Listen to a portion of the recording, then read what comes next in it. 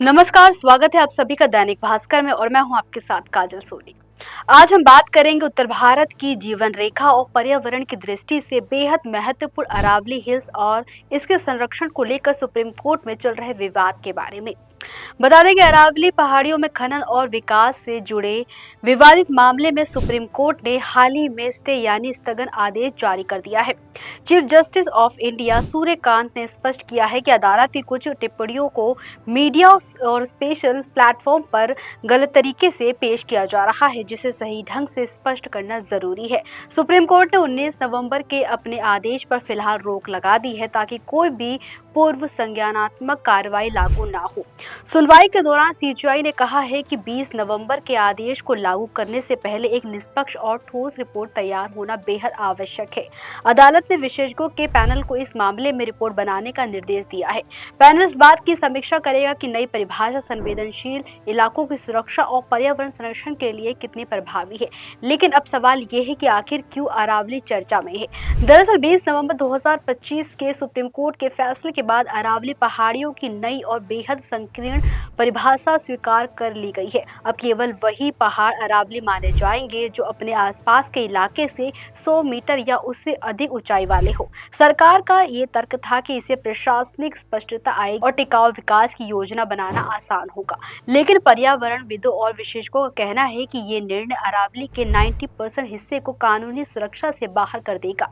यानी उन निचली पहाड़ियों पर अब खनन और रियल एस्टेट का काम किया जा सकता है जो भूजल रिचार्ज, जैव विविधता, धूल तूफानों को रोकने और पर्यावरण संतुलन बनाए रखने में महत्वपूर्ण है।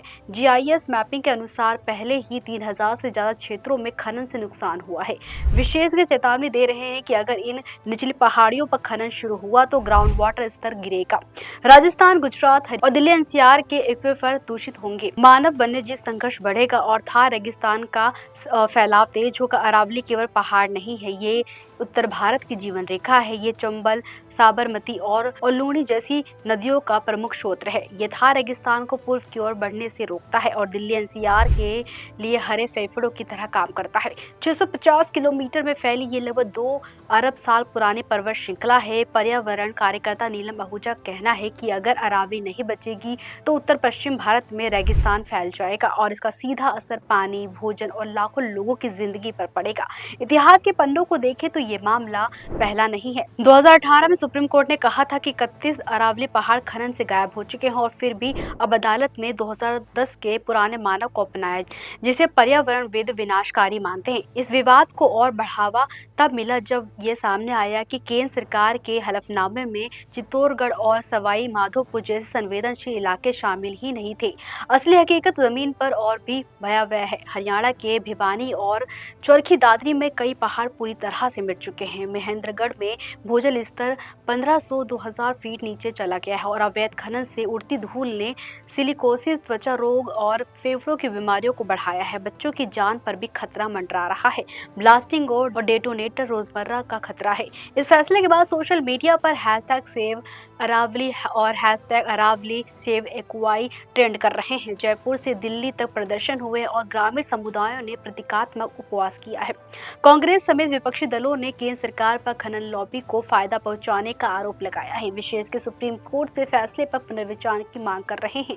नीलम आहूजा साफ कहती हैं कि अरावली को लेकर 100 मीटर के पैमाने से नहीं नापा जा सकता है। पूरे अरावली क्षेत्र को क्रिटिकल लॉजिकल जोन घोषित करना होगा। सवाल अब सिर्फ कानून का नहीं है, बल्कि ये तय करेगा कि उत्तर भारत भविष्य में हरित रहेगा या रेगिस्तान का रूप ले लेगा। अगर अरावली बचेगी तो पानी, हवा और जीवन बचेगा, वरना ये फैसला इतिहास में एक डेथ वारंट के रूप में दर्ज होगा, जिससे न केवल पहाड़ बल्कि हमारी जीवन रेखा को ही बदल दिया जाएगा। खैर, इस पर आपकी क्या राय है हमें कमेंट सेक्शन पर जरूर बताइएगा। देखते रहिए दैनिक भास्कर डिजिटल। राजनीति हो या क्रिकेट, देश विदेश की ब्रेकिंग हो या आपके मोहल्ले की बड़ी खबर, सब मिलेगा एक ही ऐप में, सबसे तेज और भरोसेमंद। अभी डाउनलोड करें दैनिक भास्कर डिजिटल।